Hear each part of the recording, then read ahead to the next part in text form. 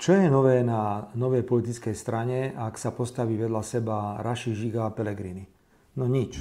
Dá sa mi, že aj v parlamente máme politikov, ktorí sú nebinárni politici. Teraz nehovorím o ich sexuálnej orientácii, hovorím o nebinárnosti, že nevie, či je lavičiar, či je pravičiar, pretože v Bratislave podporuje... Aj chcete povedať konkrétne? No však v Bratislave ide podporovať drobu liberálneho politika, a potom ide podporovať amerického politika v Banskej Bystrici a potom samozrejme skočí a podporuje konzervatívneho politika alebo ľavicového politika niekde inde. Čiže typický príklad nebinárneho politika je určite Peter Pellegrini, nevie, čo je z hľadiska politiky. Či je ľavičiar, pravičiar, hrá to na všetky strany, ale myslím si, že Hlas dopadne podobne ako Procházka. Ešte ukončíme teda túto tému. Pellegriniho som urobil ja celého, pretože stal sa ministrom preto, lebo som rozhodol ja. Stal sa predsedom parlamentu preto, lebo som rozhodol ja.